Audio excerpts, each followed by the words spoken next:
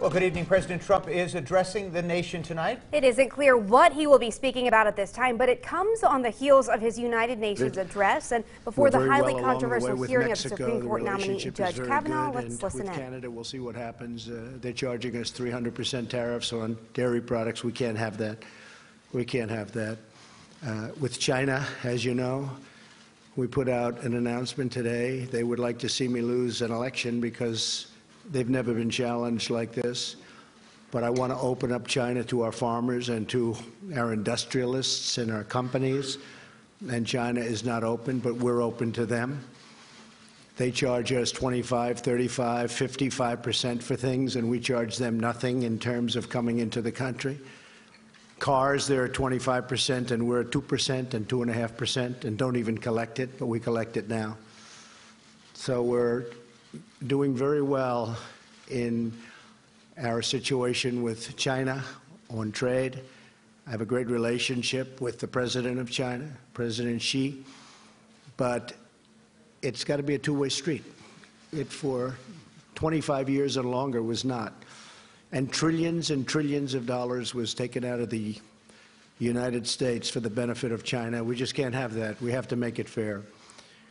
So we're at $250 billion now at 25% interest, and a lot of money is coming into our coffers. And it's had no impact on our, absolutely, by the way, no impact on our economy, which I said it wouldn't. In fact, steel is like the hottest industry there is. If you look at what happened with steel, we're charging a 25% tariff for the dumpers. They dump massive amounts of steel. They want to put the steel companies out of business, and after they're out of business, they'll come in and charge 5 times more than you ever thought possible. And we need steel, and we need aluminum, and those industries are doing well, but steel is incredible. U.S. Steel is opening up a minimum of 8 plants. Nucor is opening up plants, and these are big plants, $750 million and $1 billion plants in some cases. So what's happening with the steel industry is very exciting to me. It's being rebuilt overnight. If you look at the miners and coal, if you look at energy, LNG, Japan just gave us some numbers that are incredible. They're doubling the amount that they are going to be buying for Japan. They're taking the LNG and they're doubling it up. I said, you have to do me a favor. We don't want these big deficits. You're going to have to buy more. They're buying massive amounts of equipment and military equipment, and other countries are doing the same thing because we have trade imbalances with almost everybody. It's a rare exception that we don't. So we are doing great as a country. Unfortunately, they just raised interest rates a little bit because we are doing so well. I'm not happy about that because I know it's going to be a question. I am not happy about that. I'd rather pay down debt or do other things, create more jobs. So I'm worried about the fact that they seem to like raising interest rates. We can do other things with the money. And but they raised them, and they're raising them because we're doing so well. You know, we're doing much better than I had projected in terms of when I was campaigning. I said we were going to do this, and we're doing much better than anybody ever thought possible. And I will say if others got in, it would have been just the opposite because they were going to put restrictions on, they were going to put regulations on, they were going to choke the economy as it was already choking, but it would have been worse, and they were going to raise your taxes. That's what they want to do now if they ever got control, which I don't think they'll have control for a long time. So with that being said, we'll take some questions, and yes, please. John, go ahead. We have plenty of time. Mr. President, thank you very much. Of course, what you're looking forward to tomorrow is the hearings with Judge Kavanaugh before the Judiciary Committee. Yes. In 1991, when Joe Biden passed along to the Bush 41 White House the allegations that Anita Hill had raised against Clarence Thomas, the Bush White House asked the FBI to look into it as part of Judge Thomas's background investigation. Not a criminal investigation, but the background investigation. Right. When these allegations were raised, why didn't this White House do the same thing? And with all of the allegations that are coming out now about Judge Kavanaugh, was there an opportunity missed here to have investigators look into this and sort of clarity one way or the other? Well, the FBI told us they've investigated Judge Kavanaugh 6 times, 5 times, many times over the years. They know him very well. But here there was nothing to investigate from at least one standpoint. They didn't know the location. They didn't know the time. They didn't know the year. They didn't know anything. And it's like, where do you go? Also, it's not for the FBI. If you look at what Joe Biden said, he said they don't do this. And he said it very clearly. So I think when you really look at it all, it's not going to change any of the Democrats' minds. They're obstructionists. They're actually con artists because they know how quality this man is, and they've destroyed a man's reputation, and they want to destroy it even more. And I think people are going to see that in the midterms, what they've done to this family, what they've done to these children, these beautiful children of his, and what they've done to his wife. And they know it's a big, fat con job. And they go into a room, and I guarantee you, they laugh like hell at what they pulled off on you and on the public. They laugh like hell. So it wouldn't have mattered if the FBI came back with the cleanest score, and you understand that very well, John. If they would have come back with the most perfect, we found everything, and he's perfectly innocent of everything, it wouldn't have made a difference. You wouldn't have gotten one vote. Now, we will get votes from the Democrats if we win. You'll have 3, 4, or 5 Democrats giving us votes because they're in states that I won by 30 and 40 points, and they're going to give us votes. But other than that, you probably won't get any, John. Yes, go ahead, please. Mr. President, there are now 3 women accusing Judge Kavanaugh of sexual misconduct. Are you saying that all 3 of those women are liars? Is there anything that could be said at this hearing tomorrow that could cause you to withdraw the nomination? Anything at all that... I won't get into that game. I only tell you this. This is one of the highest quality people that I've ever met. And everybody that knows him says the same thing. And these are all false to me. These are false accusations in certain cases, and certain cases, even the media agrees with that. I can only say that what they've done to this man is incredible. You know, it's very interesting. I pick a lot of judges. I have 145 judges I will be picking by the end of a fairly short period of time because President Obama wasn't big on picking judges. When I got there, I said, how is this possible? I have 145, including Court of Appeals judges. And they just didn't do it. You know why? They got tired. They got complacent. Something happened. I have 145 judges. Everybody wants to be a federal judge, not just a Supreme Court judge. I'm talking about Court of Appeals. I'm talking about district court. I don't think they're going to want to so much. I'll be calling people, and we'll have people calling people that do this. And people are going to be scared because we could say it about you. 35 years ago, you met, and you might not know what's going on. What is going on? Why did they wait so long? Why did Senator Feinstein wait till the hearings were over and make this case? Why didn't she bring it right at the beginning when you ask about, as an example, the FBI? Why didn't they bring this right at the beginning, during the hearing? You would have had all the time in the world for the FBI. It would have been fine. Now, the FBI, as you know, did investigate this time, as they have 5 or 6 other times. And they did a very thorough investigation. But this is a big con job. And I would love to be in the room with the Democrats, close the door. You guys are all away outside waiting.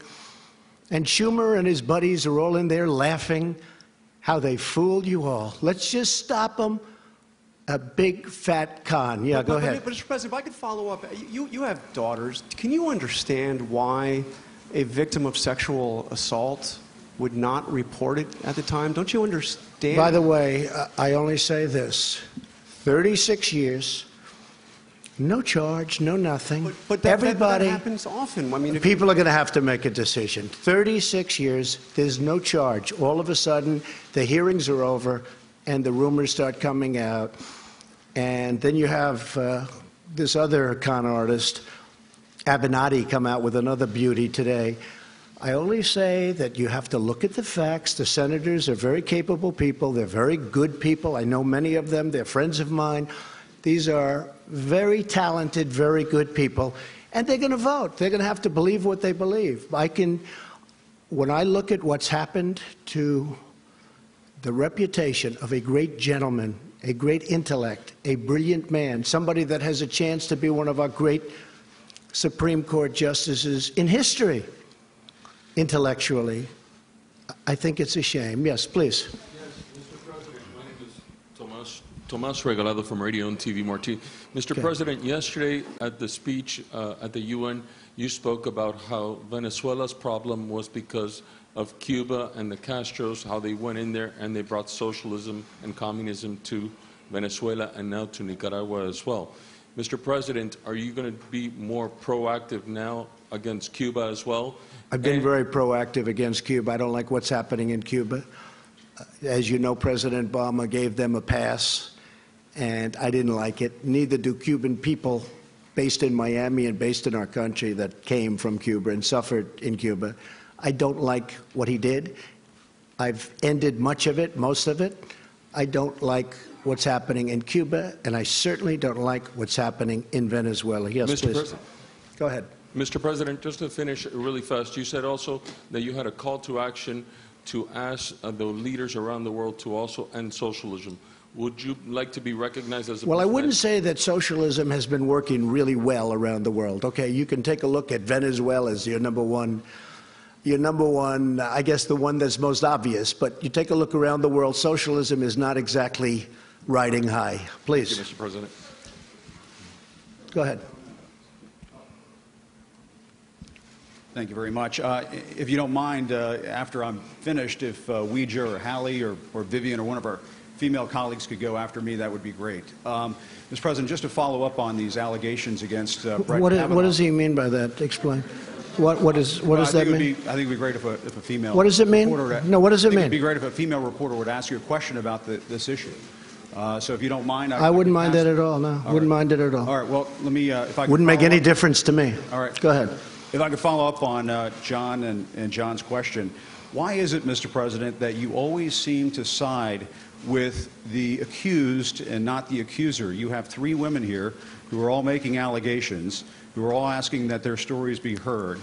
And, you know, if you look at the case of Roy Moore, if you look at the case of one of your staffers, you seem to time and again side with the accused and not the accuser. Is that because of the many allegations that you've had made against you over the years? Well, first of all, I wasn't happy with Roy Moore. Let's get that straight. But Roy Moore was a Republican candidate, and I would have rather had a Republican candidate win. I was very happy with Luther Strange, who was a terrific man from Alabama, but Luther Strange had a lot of things going against him.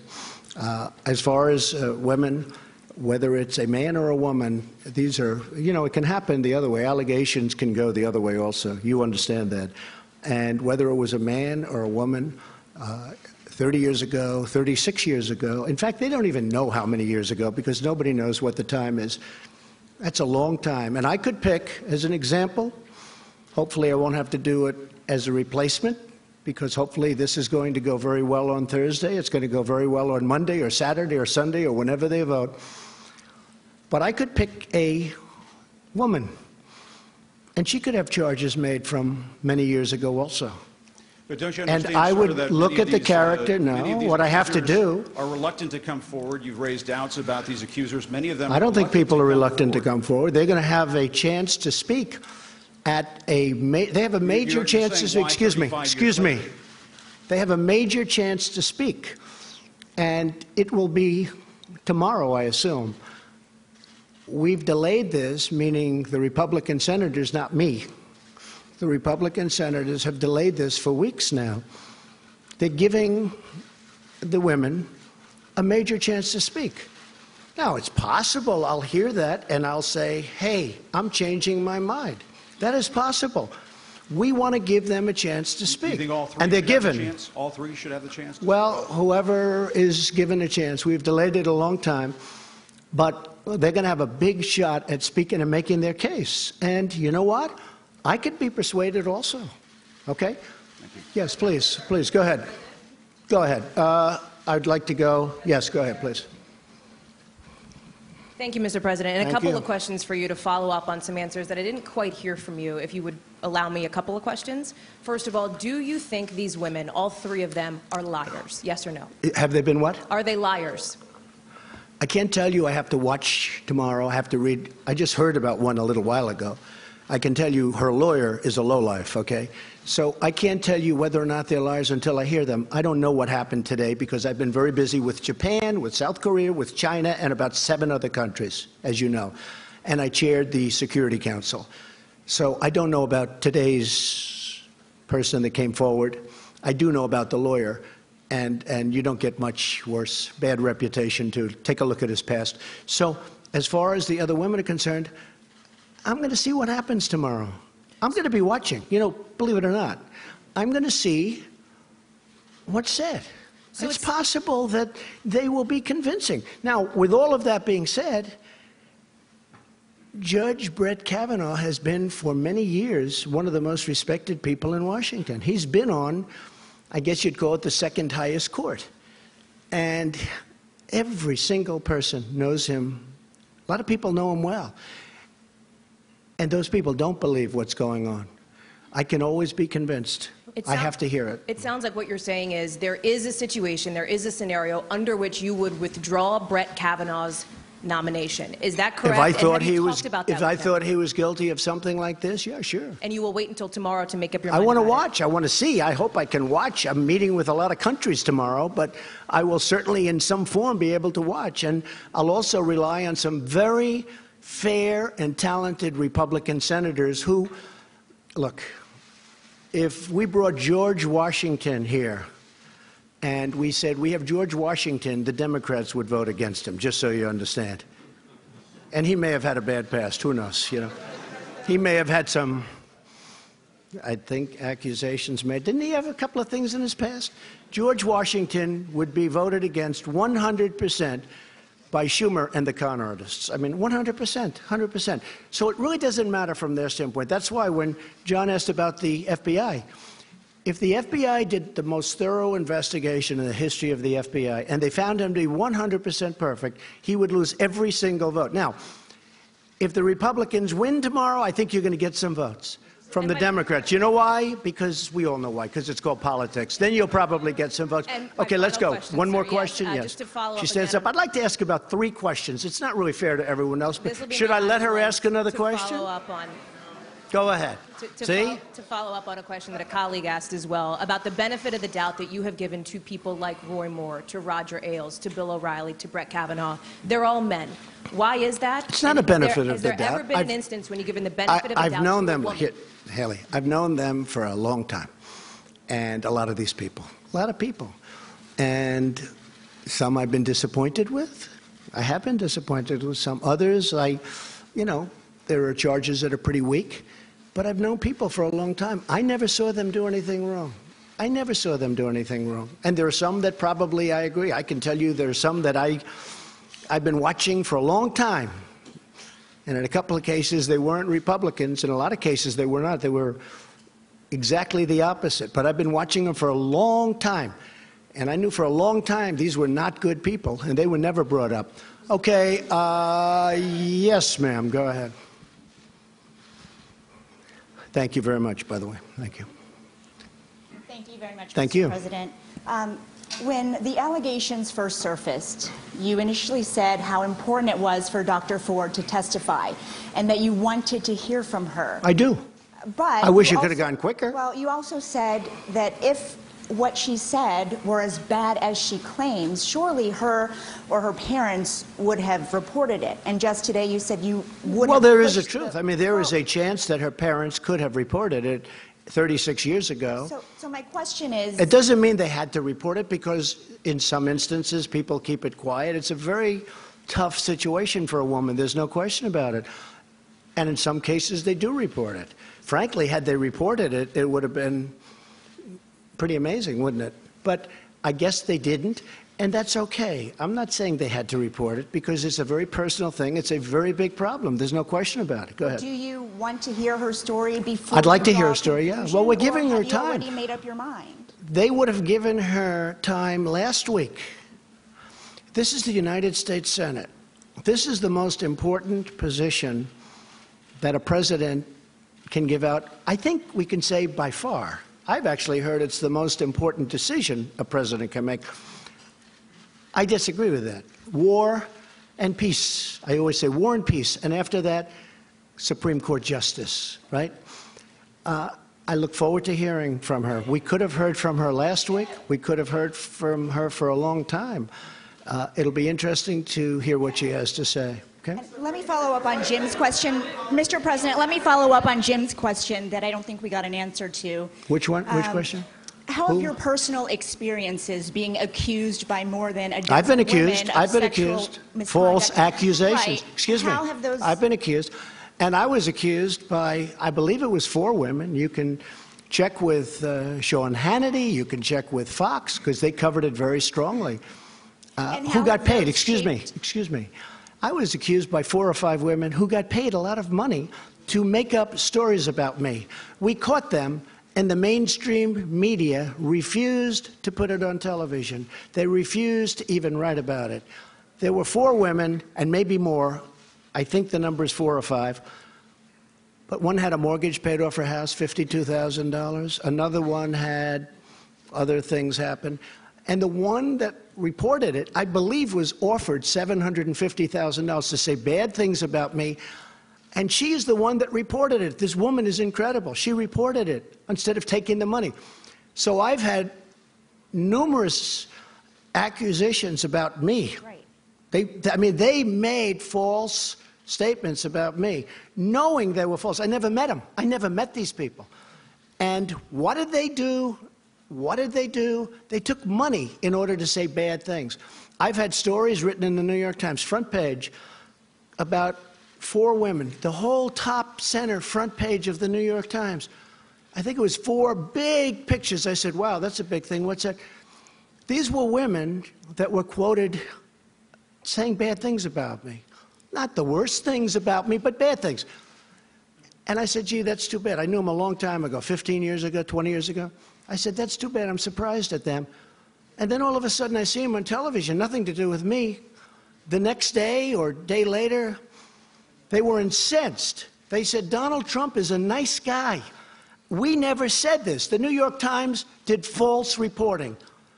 They're fake news. And you know what? The New York Times would not report that their story was fake. These women said great things. Not only did they not say the bad stuff, they said great things about me. Front page. And those women, they're incredible women. They went on television, and they didn't want to, and I didn't ask them. And they said the New York Times made it up. They gave false quotes, and they went on a lot of shows. They were really incensed, and they couldn't believe it. That's why people know that a lot of the news is fake, and a lot of the people sitting here are fake. But 20% of them are wonderful, okay? If I could just actually ask my question, Mr. Trump. You didn't let me ask my question. You've been asking a question for 10 minutes. Please sit down. Please, go ahead. Go ahead. How did those impact your opinions on the allegations against Well, it does impact my opinion. You know why? Because I've had a lot of false charges made against me. I'm a very famous person, unfortunately. I've been a famous person for a long time. But I've had a lot of false charges made against me, really false charges. I know friends that have had false charges.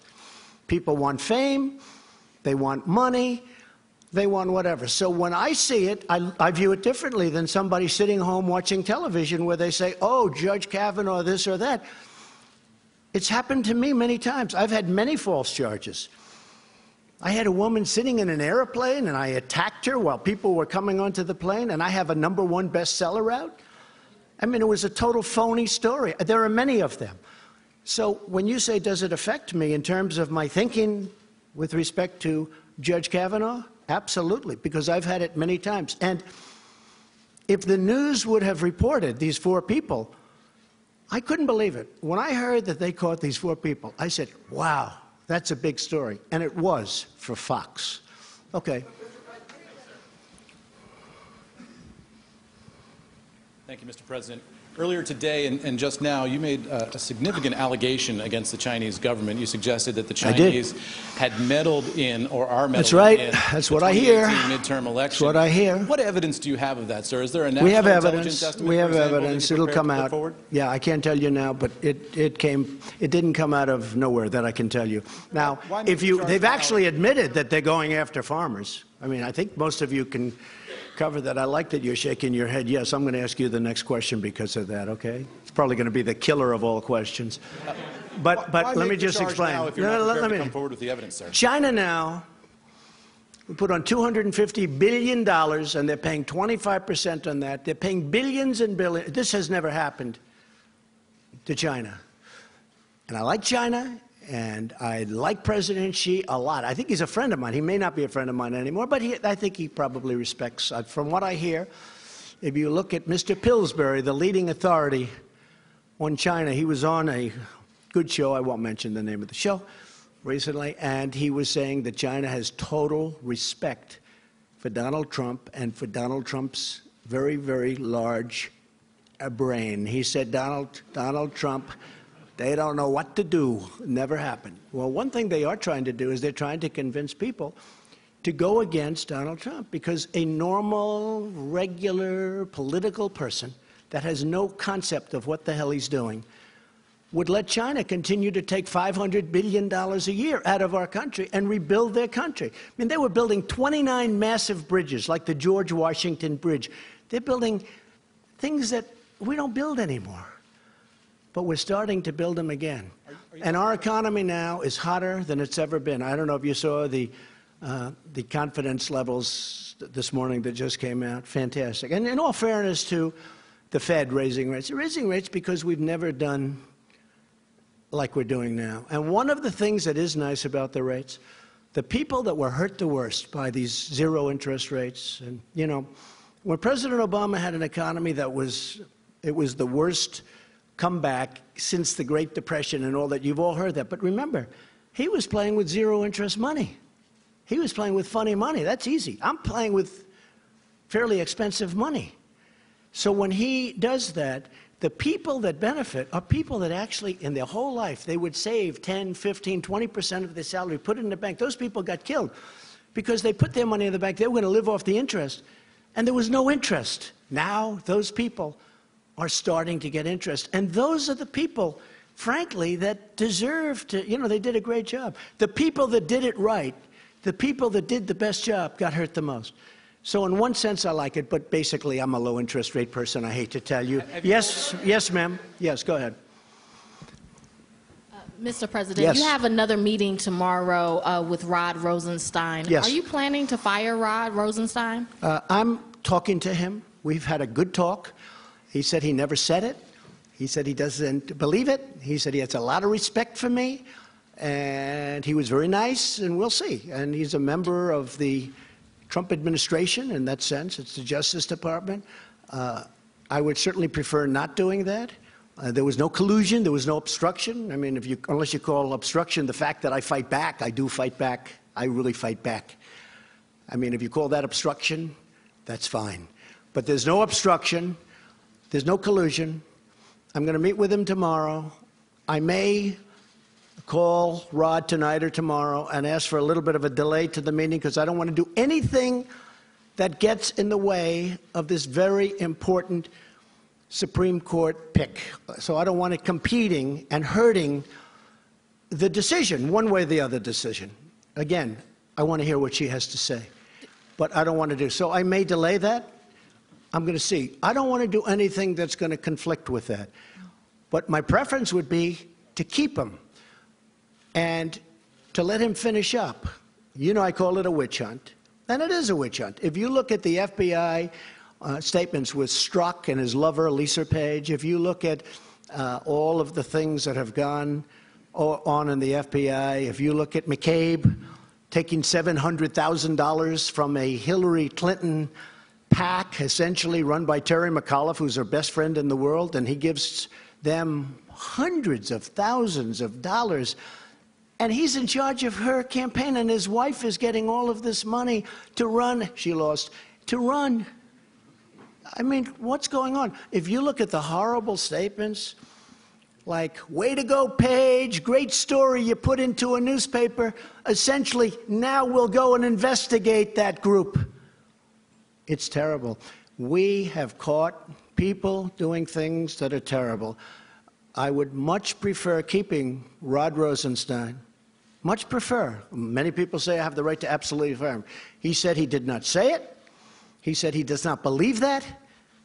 And nobody in this room believes it. By the way, I deal with the people in this room. I was with Mike Pompeo before. We were dealing at a very high level with Japan. And I was saying things that nobody in the room even understood. And I said to him a long time ago, and I was right. He said, that's not the 25th Amendment that I'm looking at. I think I can say that from Mike. So you don't think anyone in your administration has ever discussed using the 25th Amendment against you? I don't think so. Oh, well, yeah, enemies, sure. You use anything you can. Within your administration or your cabinet? You use anything they can. They're not in love with me. They're not going to beat me in the election. They know that. They're not going to beat me. The people that I'm looking at are total lightweights. I dream of running against those people. Maybe they'll come up with somebody that's not. They're not going to beat me. I'm against what they want to do. I'm in favor of law enforcement.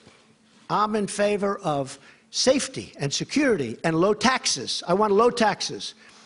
I want borders. We're getting another $1.6 billion in borders. I want borders.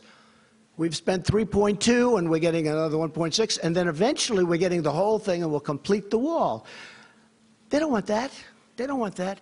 They don't want the things that I have. Now, I must say, I know many of the Democrats. They'll say things and then wink at me. And again, it's the same old story.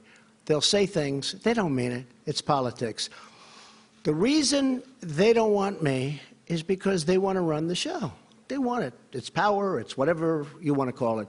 But what they've done here is a disgrace, a total disgrace. And what they do, I know it's sort of interesting. In one case, they say, he's a fascist, he's taking over the government, he's the most powerful president ever, he's a horrible human being, he wants to take over the entire government and he's going to do it, we can't stop him. That didn't work. The next week, he said, he's incompetent. I said, well, wait a minute. In one case, I'm taking over the world.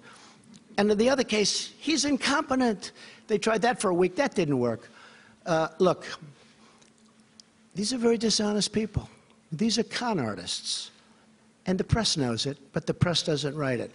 Wow, that's a lot of hands. That's a lot of... Steve, go ahead. He's a very high-quality person, this man, but he'll probably hit me with a bad one. Why, go ahead, give it to me. Give it to me, Steve. Reuters. You're getting letters from Chairman Kim. Why do you need a second summit with the North Korean leader so soon? And what because he'd like what would it be for? So I've received 2 letters from Chairman Kim. At some point, I'll, give these letters. They're incredible letters. They're letters that are magnificent in the sense of his feeling for wanting to get this done. I really believe he wants to get it done. I may be wrong. I heard somebody on a certain network last night, I won't mention which one, say, why has President Trump given so much to North Korea? I said, wait a minute. I asked Sarah Huckabee, please call this person. I gave him nothing other than I met. What did I give him? I didn't do what Obama did, give him $1.8 billion in cash to get back 4 hostages. I got back our hostages. I never paid them anything. I haven't paid them 10 cents. But he wants to make a deal, and I'd like to make a deal. We actually have a very good relationship together, a lot different than the last time I was at the United Nations. That was a little bit rough. Don't forget, that time, they said, oh, Trump is saying these horrible things. He's going to get us into a war. You're going to have a war. If I wasn't elected, you'd be in a war. And President Obama essentially said the same thing. He was ready to go to war. You would have had a war and you would have lost millions, not thousands. You would have lost millions of people. Seoul has 30 million people, 40 miles and 30 miles from this very dangerous border. If I wasn't elected, you would have had a war. President Obama thought you had to go to war. You know how close he was to pressing the trigger for war? Millions of people. With me, nobody's talking about that. Nobody's talking about that. We have a very good relationship. He likes me, I like him, we get along. He wrote me 2 of the most beautiful letters. When I showed one of the letters, just one, to Prime Minister Abe, he said, this is actually a groundbreaking letter. This is an incredible, this is a historic letter. And it is a historic letter. It's a beautiful piece of art. And I think we're going to make a deal. Will we make a deal, Steve? I don't really know. But I think we're going to. In the meantime, and I've said it, I don't want to bore you, no rockets, no missiles, no nuclear tests, you know, for over a year. Well, you haven't seen. Before I got here, everybody in this room thought you were going to war. And then what happened, it was funny. They said he was terrible. He was so rough with Chairman Kim Jong-un. He was so rough. It's terrible. He's going to cause. Well, I had a great meeting with President Putin. And on that one, they said, he was too soft with President Putin. I had a great meeting with President. It lasted for 2 hours. We discussed everything. Ukraine, Syria, Israel and Israel's protection. We had a great meeting. They wanted me to end up in a boxing match. And you know what? If I was killer tough with President Putin, they would have said, he was too tough. You can't win with these people, but you just keep going. In the meantime, we're doing well. Go ahead. So how long do you think it should take North Korea to denuclearize? I don't know. I don't want to get into the time game. You know why? I told Mike Pompeo, I said, Mike, don't get into the time game. We stopped them. They're taking down plants. They're taking down a lot of different testing areas. They're going to take down some more. You'll be hearing about that very soon. I don't want to go ahead of myself, but you'll be hearing about it soon. They have no interest right now in testing nuclear. You know, we had a case just about when I was coming into office, you'll remember it, where there was a massive, they thought it was an earthquake. A mountain moved over an inch and a half. We're talking about mountains. You know, North Korea is very mountainous, beautiful land, beautiful. This mountain actually shifted. It shifted. And somebody thought it was an earthquake. And then they found out, no, this was nuclear testing. Shifted a mountain. I'm talking about serious stuff, serious size. When I came in, and certainly before I came in, and even at the beginning of mine, because when I was having rhetorical contests, really, I guess you could call it, with Chairman Kim, which we both smile at now and we laugh at, but everybody thought that was a horrible thing. We've had many presidents who were unable to do anything at all with North Korea. We now have a good relationship. We have a good relationship. And most importantly, all of the things that you've been hearing about, the horror stories, in my opinion, they're gone. Now, could they start up again? Yes. I'm a deal guy. Could they start? Yeah. Could be that we don't work it out. I think, I have it right here. I think that what we've done behind the scenes, which nobody really knows about, and I don't blame you for not knowing about, you know, personal letters, private letters, but saying they want to get it done. We know much more than the media for a change, much more. But if you saw what's going on behind the scenes, I think you'd be very impressed. We were a country going to war. I really believe that President Obama would admit that he said it's by far his biggest problem. When I sat with him prior to going into office, he said to me that's by far the biggest problem. And he said to me that he was very close to going into war. And millions of people, not, you know, they say, oh, thousands of people. No, not thousands. Millions of people would have been killed. And that could have left, you're right next to China, you're right. That could have been a world war very easily. Right now, we're in a great position. I don't want to play the time game. I told Mike Pompeo, don't let them do that to you. I haven't given anything. And all of a sudden, we got back, it was a few weeks ago. I think we were back like 2.5 months from the summit, which was a great success. And people are screaming, what's taking so long? I said, oh, I get it. You got to understand the media. I've been dealing with the media all my life, too much. Too much. They're screaming, and I saw that. And our guys were, and not Mike, but our guys were being, oh, well, we're working as fast. I said, I got all the time in the world. I don't have to rush it. There's no, you know, cessation of sanctions. We got the sanctions on. I didn't take any sanctions off. I did see a reporter last night, a guy I liked personally a lot, and he asked a question to President Moon of South Korea. He said, why did the president give so much? I didn't give anything. I gave nothing. What have I given? Other than some time. Yes, I flew to Singapore. We had a meeting. Now, giving would be if I took the sanctions off. I didn't want to do, if you asked General Mattis for a year and a half, I said, why don't we stop these ridiculous, in my opinion, the military games. I call them the military games. If I told you how much those games cost, and frankly, I told South Korea, you should be paying for these games. We pay for them. They say, well, we fly the planes in from a short distance away. I said, where is that? Guam. Oh, huh. How long a trip is that? 7 hours. Oh, great. We're flying these massive bombers and everything. I've wanted to stop this for a long time. I consider that an asset. But we're saving, by the way, just for the taxpayer, we're saving a fortune. And if we need them, we can start them up immediately. If I think we need them, I'll start them before the generals will start them. The fact is, this reporter said that. I said, what have we done? I haven't given anything. And we're really onto the cusp. I think we're really going to do something that's going to be very important. But we're not playing the time game. If it takes 2 years, 3 years, or 5 months, doesn't matter. There's no nuclear testing, and there's no testing of rockets. Yes, ma'am, go ahead. Go ahead, please. This is the one that was nodding with every nice thing I said. So watch this question. It's a habit of mine. Hannah Thomas-Peter from Sky News. You're with who? Hannah Thomas-Peter from Sky News. Okay, good. Sky News. Thank you, Mr. President. Congratulations on the purchase. Nothing to do with me. I hope you benefited. Go ahead.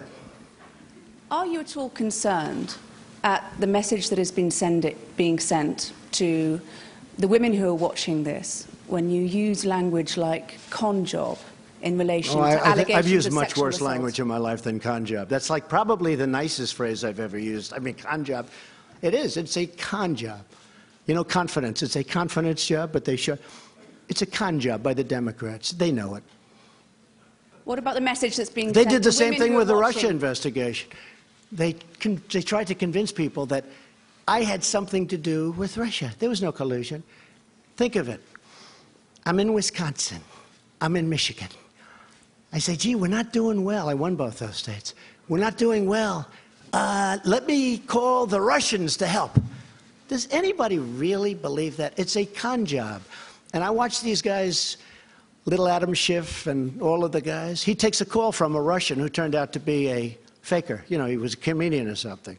This is so-and-so calling for... He took the call. Why is he taking a call from a Russian? Senator Warner took a call from a Russian. He was a comedian or something, but he said, we have pictures of President Trump. Whoa, where can I get them? If we ever did that, it would be like a big deal.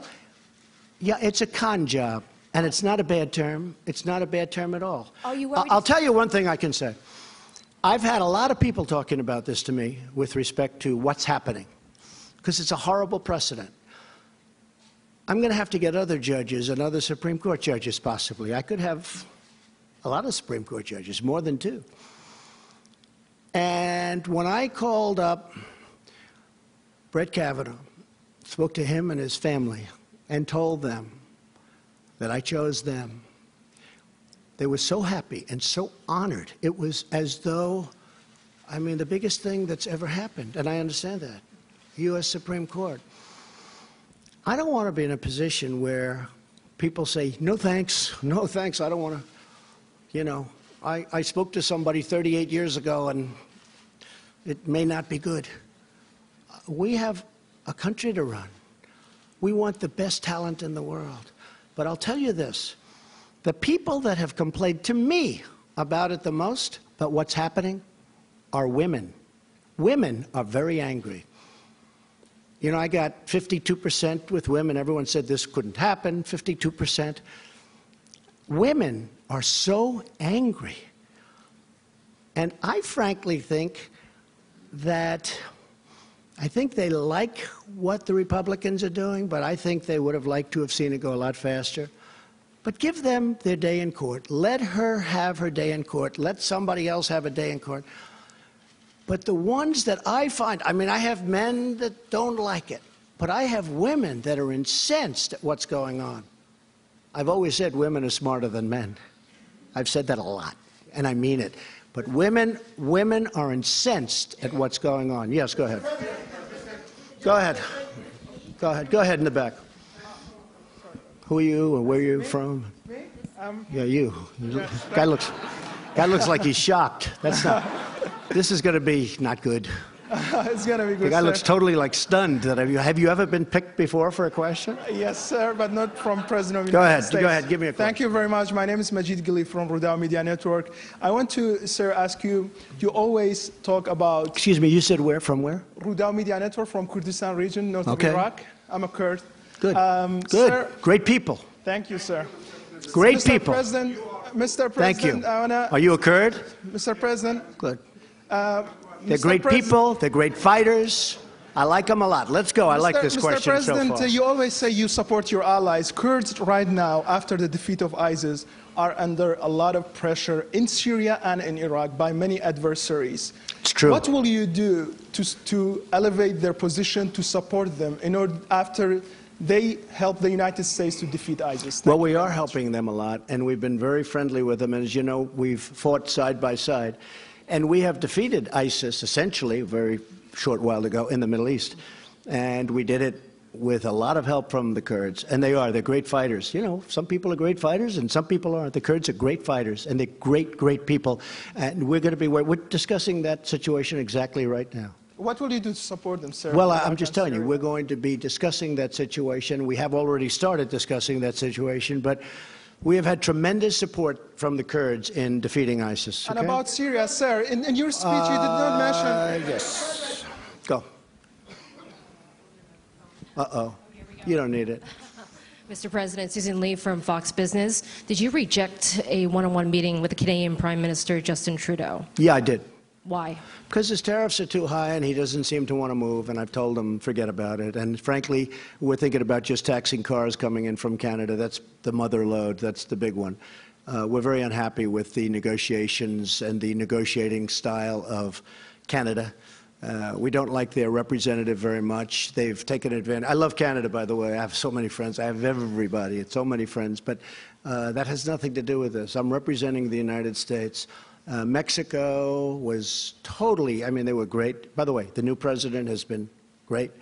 The deal is done. Now it has to go through Congress, and, you know, a lot of things have to happen. But we've done, Bob Lighthizer, who's here someplace. Where's Bob? Bob Lighthizer has done a great job of negotiating, as they have. But the deal is done. It's up to Congress. But Canada has treated us very badly. They've treated our farmers in Wisconsin and New York State and a lot of other states very badly. Dairy products, 300%. 300%. How do you sell a dairy product at 300%? The answer is you don't. What it is a barrier. It's basically they're saying, we don't have any barriers. By the way, it's 300%, so you don't send it in because you can't compete.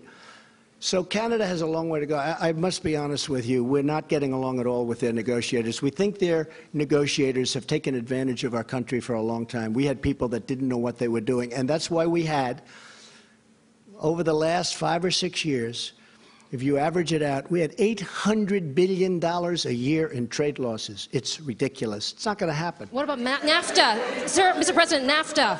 What does that mean for NAFTA? Will you be pulling out of NAFTA? I don't like NAFTA. I never liked it. It's been very bad for the United States. It's been great for Canada. It's been great for Mexico. Very bad for us. Will you pull out of the I'm not going to use the name NAFTA. I refuse to use it. I've seen thousands of plants and factories close. I've seen millions of jobs lost to auto companies that moved. I mean, Mexico has 25% of our auto business now because of NAFTA. Under our deal, it's not going to happen anymore. I hate to tell you, it's not. We're going to keep companies. And I told the Mexicans, I said, we have to keep companies, but they're getting a lot also. They're getting other things. They're getting a lot of good things. Mexico made a very good deal. But with Canada, it's very tough. What we're doing is, if we made a deal with Canada, which is a, good chance still, but I'm not making anything near what they want to do. Mm-hmm. But are you going to notify Congress of what pulling we're out of probably NAFTA? going to do is call it the USMC, like the United States Marine Corps, which I love. General Kelly likes it even more. Where's General Kelly? He likes that. USMC, which would be US, Mexico, Canada. But it'll probably or possibly be just USM. It'll be United States and Mexico. Yes or no? Are you Canada will come along. Now, if Canada doesn't make a deal with us, we're going to make a much better deal. We're going to tax the cars that come in. We will put billions and billions of dollars into our treasury. And frankly, we'll be very happy because it's actually more money than you can make under any circumstance with making a deal. Okay? Good job, too. You do a very good job. Really good. Yes, please, Mr. Kurd. Go ahead.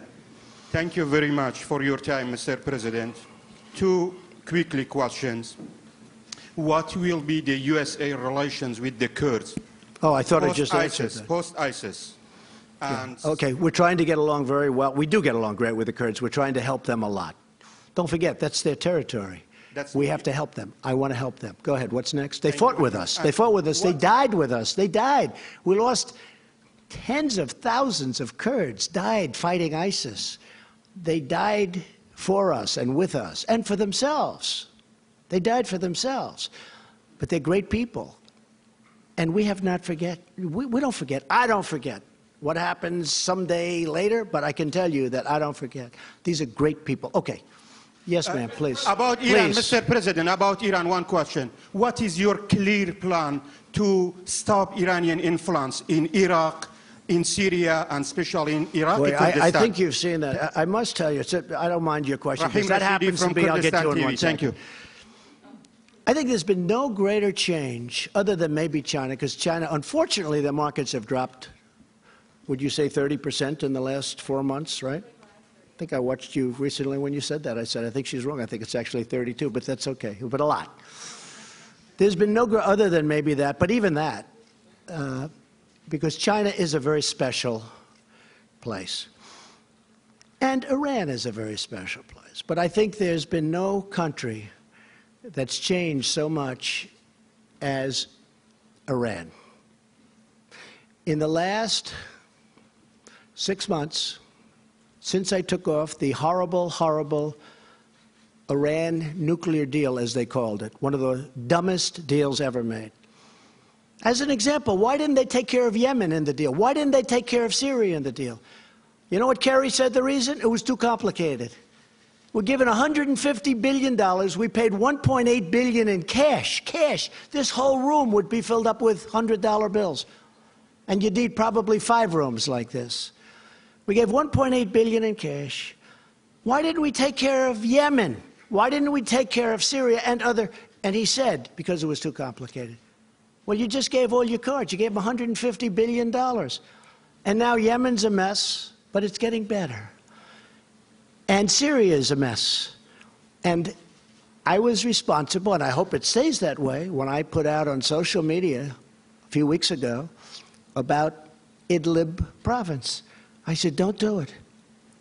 Now, I'll tell you, it happened where I was at a meeting with a lot of supporters, and a woman stood up and she said, there's a province in Syria with 3 million people.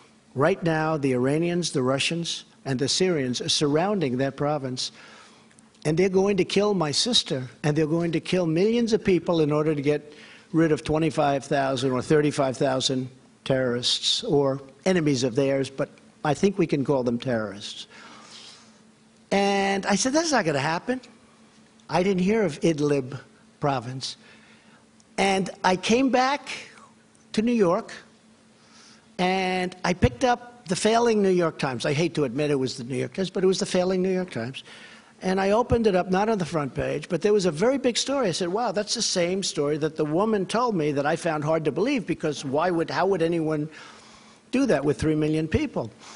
And it said that they were being surrounded, and they were going in and starting literally the next day, they were going to drop bombs all over the place and perhaps kill millions of people in order to get 35,000 terrorists. And I put out on social media and elsewhere, I gave Mike Pompeo, John Bolton, everybody these orders. Don't let it happen. I said, don't let it happen. That doesn't mean they can't be selective. They can't be, go in and they've got to do what they've got to do with terrorists, assume the terrorists, but don't kill millions of people. And it stopped. You saw that. Nobody's going to give me credit, but that's okay. That's okay, because the people know. I have had more Syrians thank me for that. This was about 4 weeks ago I put that out. I said, they're surrounding a city of 3 million people. They're going to start bombing the city. Don't let it happen. And I meant it, too. I meant it. And millions of people have been saved. And I gave today great credit to Iran. I don't know if you heard that. I gave great credit to Iran, to Russia, and to Syria for not doing it. Now I hope it's going to be surgical, meaning go in and do, it's lengthy and everything else, and they possibly have to do it. But I think millions of people would have been killed, and that would have been a shame. And hopefully, and I have to tell you, Turkey has been a big help. Turkey has been great. Turkey has helped us very much with that whole situation. Yes, yes. Thank you, Mr. President. Good, thank you very much. Touching back on Iran, of course, this week you put out a call to action to other countries to rally with America to put pressure on Iran. Rouhani still calling for the U.S. to come back into the old deal. But after meeting with world leaders this week, did you make any progress towards a potential new deal? It doesn't matter what world leaders think on Iran. Iran's going to come back to me and they're going to make a good deal. I think. Maybe not. Deals. You never know. But they're suffering greatly. They're having riots in every city, far greater than they were during the Green period with President Obama. Far greater. When President Obama stuck up for government, not the people, he probably would have had a much different Iran had he not done that. But I'm sticking up for the people. I am with the people of Iran. But here's the thing. They have rampant inflation. Their money is worthless. Everything is going wrong. They have riots in the street. You can't buy bread. You can't do anything. It's a disaster. At some point, I think they're going to want to come back and they're going to say, hey, can we do something? And I'm very simple. I just don't want them to have nuclear weapons. That's all. Is that too much to ask? I don't want them to have nuclear weapons. I want them to have a great economy. I want them to sell so much oil so that the oil prices, I'm not happy with OPEC. I told them, I'm not happy with OPEC. We take care of all these people. We defend them. They wouldn't be there for 2 weeks if it wasn't for me and the United States and our much stronger armed forces than it was, because our armed forces was depleted. We had old equipment. Now we have, hey, you know better than anybody, $700 billion and $716 billion. We have the most incredible new jets and everything. We need it. Not that I want to spend it, although it is jobs. It's all made in the United States. But Iran has to come back and they have to talk.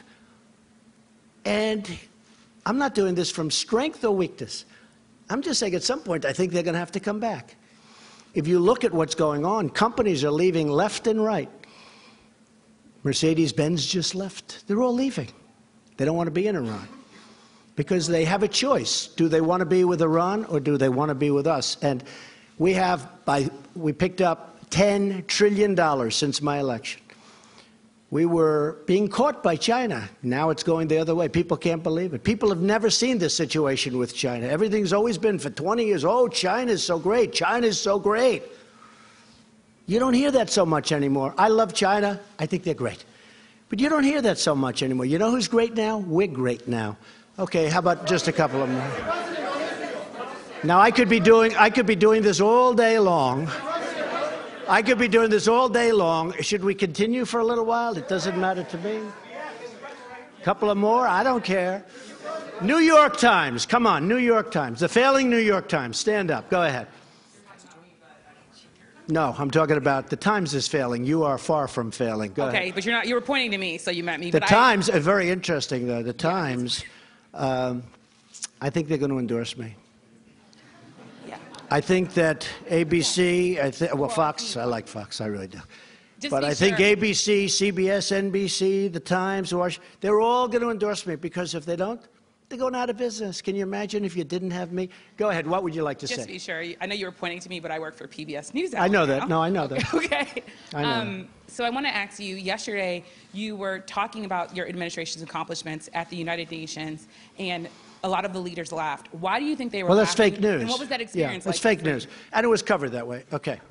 So I said that since my election, our economy has become the hottest in the world. tax reductions, regulations, confidence levels are the highest in 18 years, really soon to be historic.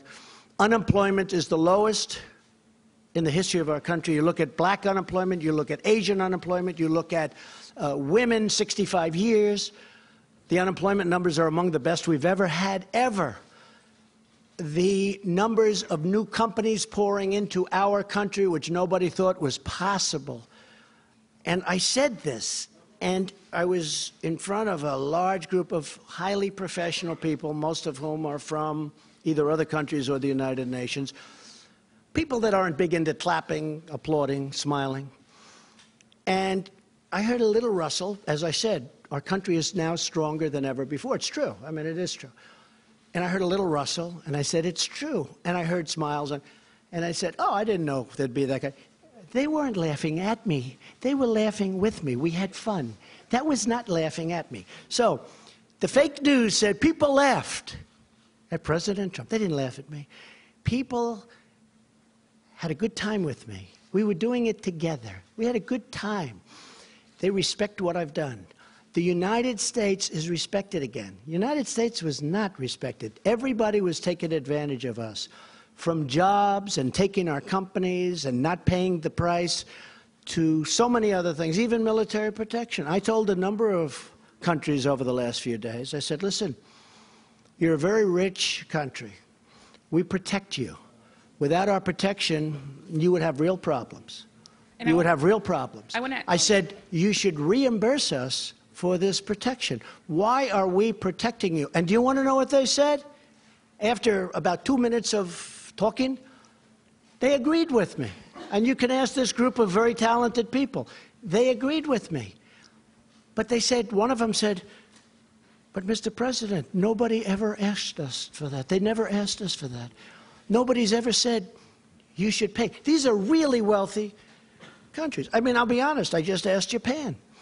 I said, we're defending you. You're a very wealthy country. You're sending us millions of cars. You're making a fortune. We have a tremendous trade deficit with you. And we're defending you, and we're subsidizing your military with a massive amount of money. I said it to South Korea. We have 32,000 soldiers in South Korea. They're very wealthy. These are great countries. These are very wealthy countries. I said, why aren't you reimbursing us for our costs? And you know what? They look at me, and they can't even answer it, because there's no answer. If they're a poor country and they needed protection and people were going to die, I'm all for protecting them. I don't want 10 cents. But when wealthy countries that have massive trade surpluses with us, massive, and then on top of that, we're paying for their military, or we're paying for a lot of their military, that doesn't work. How about two more and we'll call it? Mr. President, really quickly, Mr. President, you said you feel a kinship. You said you feel a kinship with Brett Kavanaugh, and Mr. President, really quickly, you said you felt a kinship with Brett Kavanaugh. You said that you also, your false allegations that you feel like were made against you make you feel like you don't want to believe these women. What message do you think? No, I didn't say that. Why do you say that? Please fake news. Why did I say that? Well, can you please explain then what you were talking about in your own by the way, I think you do a very good job, but I didn't say that. I do watch you, and I think you do a very good job, but I didn't say that. So could you explain what you meant? Exactly. I look forward to watching her. I do want to hear what she says. And maybe she'll say, I could be convinced of anything. Maybe she'll say something. But in the meantime, I have to tell you, he's one of the highest quality human beings. He's a tremendous man. He's a tremendous genius. He's a great intellect. He was, I believe, #1 at Yale. Is that a correct statement? #1 in his class at Yale. He was a great student in law. He was, you know, I've heard his name. I didn't know him. Didn't know him. Until this whole thing, I didn't know him. But I heard his name for 10 years.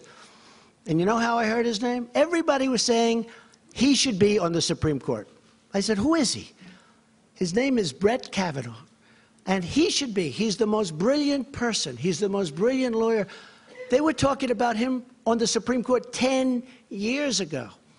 With all of that, I want to hear what she has to say. But you said that you don't feel. But you said that you feel like there have been numerous false allegations against you, and that because I've had many false. You understand what he. I've had many false statements against me, and if the press would have reported, I would have been very happy. I think John Roberts would tell you that you covered the story where the women were paid to say bad things about me. Sean Hannity covered it. I will tell you, when I saw that on Sean Hannity. I actually called him. Believe it or not, I don't speak to him very much, but I respect him. I called him. I said, this is the biggest story. This is a big, big story. He agreed with me. The next day I picked up the papers. There wasn't one word about it. The next day I watched ABC News, John. I watched NBC. I watched CBS. I didn't watch CNN, but next time I'm going to. And are you okay with? I watched everything. There wasn't one story other than Fox. And it's a big story. It's a shame. Okay, enough. Thank you, Doc. Thank you. Thank you. Is it okay if I give it to the New York Times, Mr. Go ahead. President? That's enough, please. Good job. Good job. Mr. President, could I ask a question since I am from the New York Mr. Times President. before this gentleman? Since you're where? Since you're I'm actually from the New York Times. Yamil, colleague, and we miss her. But I was hoping I could ask the question. But I'll let you do it after he does. Is that okay? That's I will perfectly do that. well. In honor of a paper I once loved. Thank you.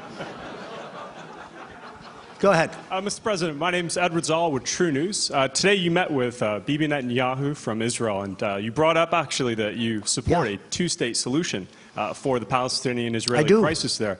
Can you give us any more preview of what this great deal, the peace deal? Well, I'd love to be able to make a deal with the Israelis and the Palestinians. You know, my whole life I was told that's the toughest deal. And I disagree. I think health care is probably tougher, okay? You want to know the truth. But it is tough. But we're going to take care of that, too. That's going to get taken care of. We've already taken care of a lot of it. But my life, I've always heard the deal between, as you know, Israel and the Palestinians. That's like the toughest deal. Every possible thing is tough about that. I think we're going to make a deal. I think we're going to make a deal. So at one of our many meetings today, I was with Bibi Netanyahu, a man who I have a lot of respect for, a man who's been extremely nice to me. I'm very happy that I did the whole thing with Jerusalem and the embassy, which, by the way, we got open in 4 months for less than $500,000. And the budget was over $1 billion, right? Yes. So we saved, let's say, $1 billion. That's not so bad. And it's open. And it's beautiful, by the way. Jerusalem stone, one of my favorite stones. I will tell you the question. Somebody said today, well, this is the first news conference in a long time. I said, what do you mean? I did like 5 today. Every time I sit, I take a lot of questions from people that are screaming like maniacs in the back of the room, meaning reporters. And one of the reporters, I won't say that it was John Roberts that said that, I refuse. But it was, but that's okay. Don't feel guilty, John. But one of the reporters that was screaming asked about the one state, two state. And I said, I think the two state will happen. I think it's in one way more difficult because it's a real estate deal, because you need meets and bounds and you need lots of carve-outs and lots of everything. It's actually a little tougher deal. But another way it works better because you have people governing themselves. Yes. So they asked me about that. I said, well, I think the two-state will happen. I think we're going to go down the two-state road. And I'm glad I got it out. And Jared, who's so involved, he loves Israel. He loves Israel. But he's also going to be very fair with the Palestinians. He understands it takes two people to be happy, two groups of people to be happy. Everybody's got to be happy. And that's why it's so tough, because there's been so much hatred and anger for so many years. That's what probably the #1 ingredient of toughness is. But they asked me, I said, I think it's going to be a two-state. And you know what I did today? By saying that, I put it out there. And if you ask most of the people in Israel, they agree with that. But nobody wanted to say it. It's a big thing to put it out. It's a very big thing to put it out. Now, the bottom line, if the Israelis and the Palestinians want one state, that's okay with me. If they want two states, that's okay with me. I'm happy if they're happy. I'm a facilitator. I want to see if I can get a deal done so that people don't get killed anymore. When we had in Saudi Arabia, we had one of the great conferences in history. Many of you were there, probably all of you were there. It's one of the most beautiful 2 days. That and China, two of the most incredible events I've ever seen. I've never seen anything like it. And we had, I believe, 58 Muslim countries, the leaders, the kings, the emirs, the absolute leaders from every. There was nobody in second place. They were the leaders of the whole thing. And unbeknownst to anybody else, people would come up to me individually. It wasn't a setup.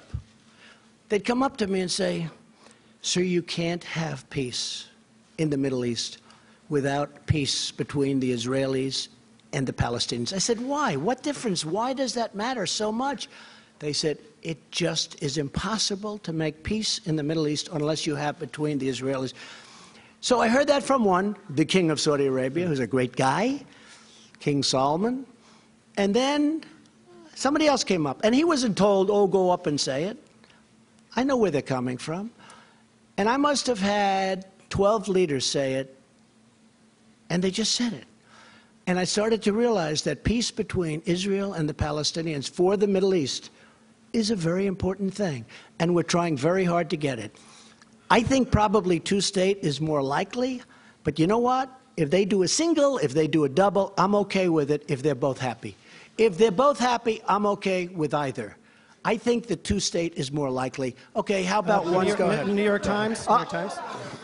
Okay. Thank you, sir. I would have gotten a bad story in the New York Times, but I will anyway, so I guess it doesn't matter. Okay, we'll do you after that, and then we'll call it quits. We're kind of thriving, not failing these days. You're doing very well. Yeah. Say thank you, Mr. Trump. I think I'll stop short of that. I wonder how you do. You know, all my life I've had very few stories, but I've had some on the front page of the New York Times. Now I think I average about 3 or 4 a day, right? That is and of the 3 or 4, they're all negative. No matter what I do, they're negative. But you know what? That's okay. I still love the paper. Go ahead. I wanted to come back to China because I think what you announced today was really important. I agree. You talk about this friendship you have with Xi Jinping. And yet, essentially, what you did today is accused his government of interfering in our internal affairs, subverting our democratic process, and doing it to hurt you, the Republican Party. Doing it to help them. And your backers. Yeah, doing it to help them. So how can a guy who does that be your friend? I think that we are able to, and maybe he's not anymore. I'll be honest with you. I think we had a very good friendship. I think we had a very good relationship. We understand each other. They are doing studies on Donald Trump. They're trying to figure it all out because this has never happened to them before. It's never happened. Think of it. You've covered very well. You've never seen this happen. They're having big problems. I don't want them to have problems, but they got to make a fair deal, just like Canada's got to make a fair deal. I believe that he and I have a very good chemistry together. And I can tell you that about many leaders. I can also tell you a few where I don't feel I'll ever have a chemistry with them. I don't want to have a chemistry with them. And for those people, I'll have Pompeo, Nikki, Bolton, Jared. I can go our general, I'll have our general, or if they can't do it, I'll have Sarah Huckabee do it, right? But for the most part, I have very good with Prime Minister Abiy. Very good with President Moon. By the way, what President Moon said last night, I know you won't report it, but Bret Baier interviewed him last night, and he asked him about me. I can't say because you would say I'm too braggadocious, but what he said about me last night was an unbelievable thing. Couldn't have happened without President Trump, and it never would happen without President Trump, and nobody else could do it. I mean, you'll take a look. But I will tell you, China is very special, very special. They're incredible people. It's an incredible country. What they've done is unbelievable. And it all started with the WTO. It was a defective deal. And it all started. Without the WTO, China is not China as we know it today. And then it started also by our people that are standing right in this position, that are in the Oval Office, another way of saying it, allowed them to get away with murder, allowed a lot of countries to get away with murder. I think we still probably have a very good relationship. But you know what? In honor of you, I will tomorrow make a call to him. Say, hey, how you doing? Okay? You don't mind paying billions of dollars a month? I just have two small follow-ups. One is, how would you compare the level of interference you see today from the Chinese to what Russia did in 2016? Well, I think it's different. If you look at the Des Moines Register, they have ads that are made to look like editorials saying about, oh, you got to stop Trump, you got to stop him, you got to vote against him. My farmers are so incredible. These are patriots. You know, on a network that doesn't like me very much, which is most of them, but a network that doesn't really treat me very good, they interviewed farmers. And they got hurt because, you know, all of a sudden China stops buying. By the way, they've started buying again. I don't know if you've noticed. And soybeans are going up and things are going up. And we've had very little hurt from what I've done. In fact, the markets have gone up and the farmers are going to do great. But ultimately, they had farmers, and these guys are amazing. I love them. And they voted for me and they love me. And they said, we don't care if we get hurt. He's doing the right thing. And you know, a lot of people, it's a complex game. A lot of people don't know exactly what it is. They don't know how to define tariff. They don't know it is really different than a tax, although it's getting close. But they know that for the first time in many, many years, they have a president that's fighting for them, that's not letting their jobs be taken to other countries, that's not allowing the kind of abuse that I mean, when you look at what happened as an example with NAFTA, and for years, because it was never changed. NAFTA was a defective deal the day it was signed. You know why?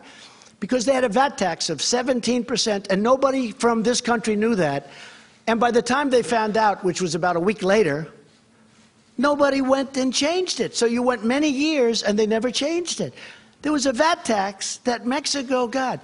So we were 17 or 16 points behind before we even started. NAFTA was a horrible thing. So the farmers, and by the way, the steelworkers, you know, I stopped the dumping. The dumping was horrible. And now if they want to dump, that's okay, but they've got to pay the United States of America 25% on everything they dump. That's okay. But as I told you before, steel is doing phenomenally well.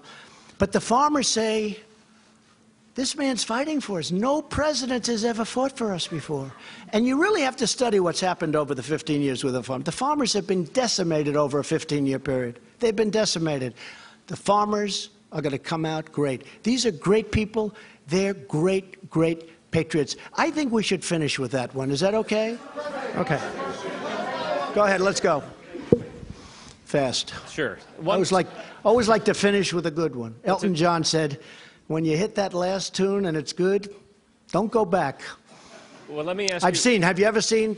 They do great, they're great, they hit the last tune, everyone goes crazy. Then they go back for an encore, right?